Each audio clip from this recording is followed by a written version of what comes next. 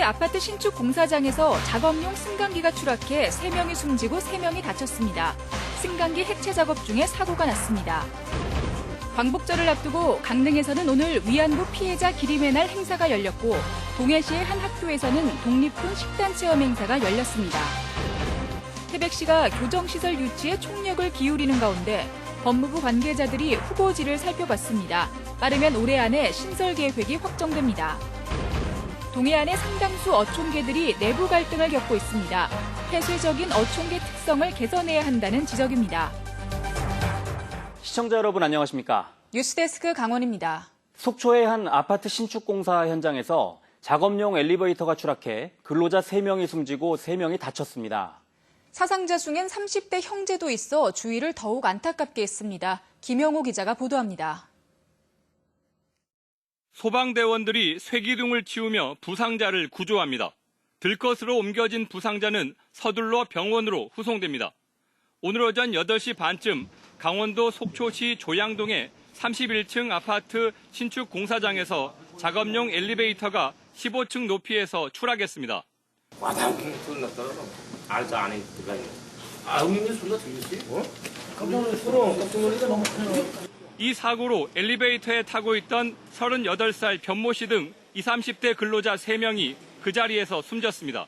또 엘리베이터 아래에서 지상 작업을 하고 있던 변 씨의 동생이 다발성 골절 등 중상을 입었고 우즈베키스탄 국적으로 추정되는 외국인 노동자 2명도 찰과상을 입었습니다. 아파트 건설 현장에 자재를 운반하는 엘리베이터를 해체하던 과정에서 사고가 발생했습니다. 공사 현장에는 원래 작업용 외부 엘리베이터가 4대 있었는데 2대를 철거하고 나머지 2대를 철거하던 중 한 대가 외벽에 붙은 레일과 함께 추락한 겁니다. 바구니가 이렇게 떨어졌는데 그 바구니에 달려있는 레일 쪽인지 뭔지 그거는 감식을 해봐야지 답이 나오는 것이지. 공사 현장의 안전관리자도 추락한 엘리베이터에 타고 있다가 사망한 것으로 확인됐고 경상을 입은 외국인 근로자 2명은 병원 치료 후 바로 종적을 감췄습니다. 경찰은 엘리베이터가 중간중간 멈춰가며 구조물을 철거해 싣고 내려오다 무게를 견디지 못해 무너진 것으로 보고 정확한 사고 원인을 조사하고 있습니다. MBC 뉴스 김영호입니다. 내일은 74주년을 맞는 광복절입니다. 강릉에선 오늘 위안부 피해자 기림의 날 행사가 열렸습니다. 동해시의 한 고등학교에서는 학생들이 독립군 식단을 체험하며 광복절의 의미를 되새겼습니다. 배연환 기자가 전해드립니다.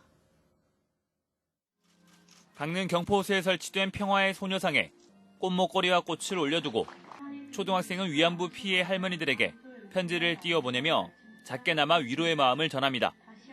8월 14일은 위안부 피해자 기림의 날로 지난 2017년 법률 개정안이 통과되면서 지난해부터 국가기념일로 지정됐습니다.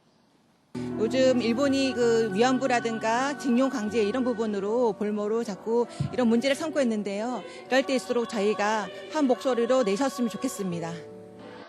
동해시 북평여고의 점심시간, 연잎으로 쌓은 밥과 반찬에 조그만 태극기가 꽂혀 있습니다. 일제에 저항했던 임시정부 요인과 독립투사들의 식단을 체험해보는 시간을 가진 겁니다. 나라를 되찾은 광복절의 의미를 되새기는 학생들의 글을 식당 입구에 게시했습니다. 요즘 학생들이 학업 때문에 광복절 같은 기념일이 있는 경우가 많은데 급식으로서 애들의 역사를 접할 수 있는 기회가 된 것 같아서 의미 있다고 생각했습니다.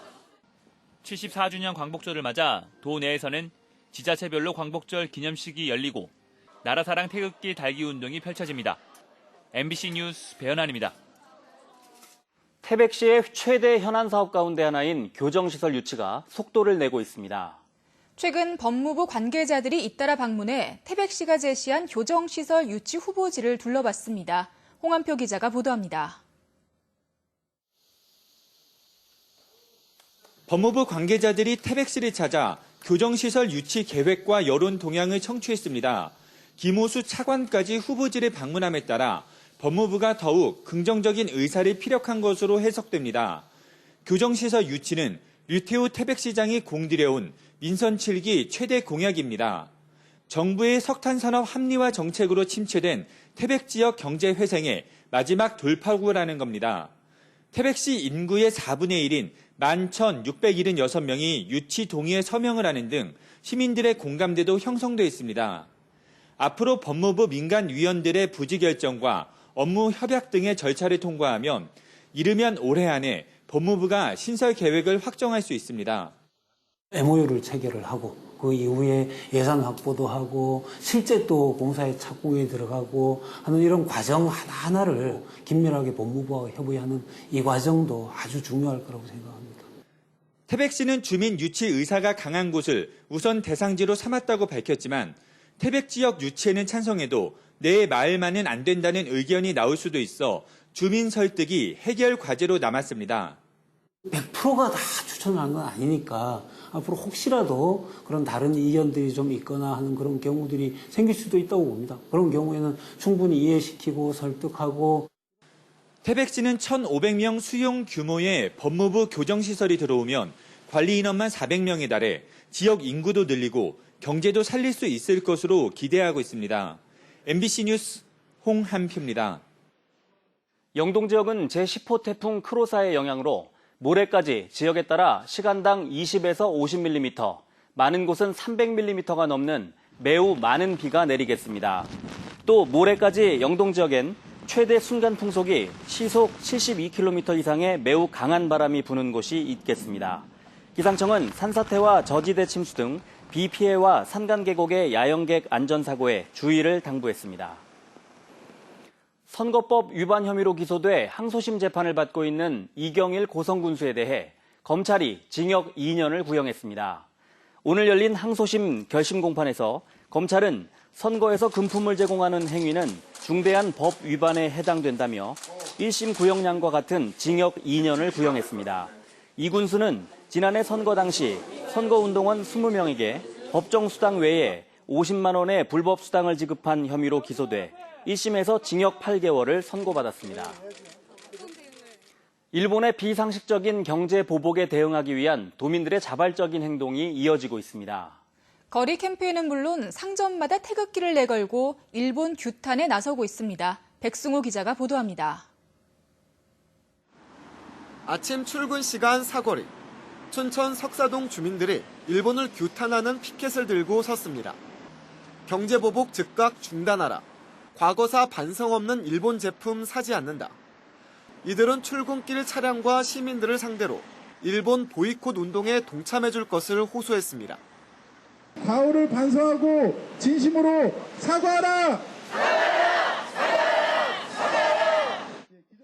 석사동 자생단체 회원들이 회의를 하다 일본의 만행을 규탄하자는 의견이 나왔고 스스로 행동하기 위한 캠페인이 계획된 겁니다. 일본 규탄 피켓과 현수막을 직접 준비하고 석사동 주민 100여 명이 동참했습니다. 독립운동에는 참석하지 못했지만 불매운동에는 참석해야 되겠다 하는 자발적인 취지로 석사동 자생단체 10개 단체가 모이게 됐습니다. 광복절을 맞아 만세삼창을 힘차게 외치며 나라 사랑도 다짐했습니다. 강원대학교 후문 지역의 상점에도 태극기가 내걸렸습니다. 상점마다 걸린 이 태극기는 지역 어르신들이 폐지를 주워 모은 돈으로 마련한 것입니다. 광복절을 기념하고 일본의 경제 보복에 맞서 똘똘 뭉치자는 의미로 어르신과 지역 상인들이 뜻을 모았습니다. 역사 왜곡과 식민지 사관에 대한 어떤 왜곡된 것을 경각심을 주고자 또 그 일환으로서 또 이렇게 태극기 달기 운동을 시작하게 됐습니다. 일본 규탄 촛불 집회도 이어지고 있는 상황. 일본의 진심 어린 사과가 없는 한 강원 도민들의 규탄 행동은 더욱 확산될 전망입니다. MBC 뉴스 백소입니다. 고성의 한 어촌계가 공공건물 불법 임대로 갈등을 빚고 있다는 소식을 전해드렸는데 이처럼 어촌계가 온갖 횡포를 저지르는 곳이 많습니다. 애꿎은 어업인들이 피해를 볼 수 있어 특단의 대책이 필요하다는 지적이 나오고 있습니다. 이훈 기자가 보도합니다. 고성의 한 어촌 마을입니다. 최근 이 마을의 어촌 계장을 상대로 고발장이 접수돼 경찰이 수사를 벌이고 있습니다. 고발장에는 어촌 계장이 공금을 투명하지 않게 쓰고 소득증대 사업비를 빼돌렸다는 내용 등이 담긴 것으로 전해졌습니다. 아직 진행 중이라서 뭐라고 말씀 못 드리겠어요. 지난 4월 강릉의 한 어촌계장이 구속됐습니다. 어촌계장은 업자와 짜고 수산종자 방류 사업을 한 것처럼 속여 마을에 지원된 2억여 원의 사업비를 빼돌린 혐의를 받았습니다.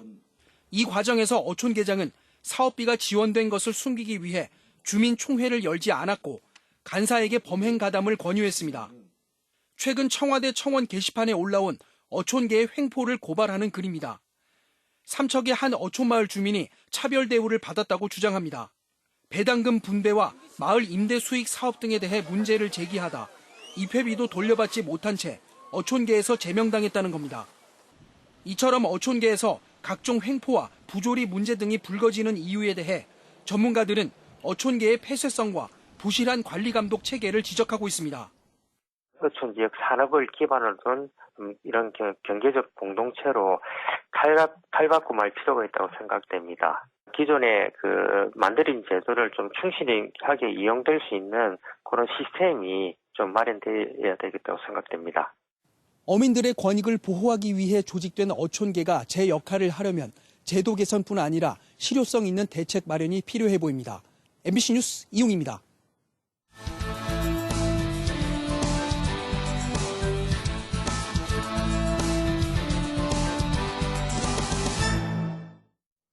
자유한국당 염동열 국회의원이 폐광지역 개발 지원에 관한 특별법 일부 개정 법률안을 대표 발의했습니다.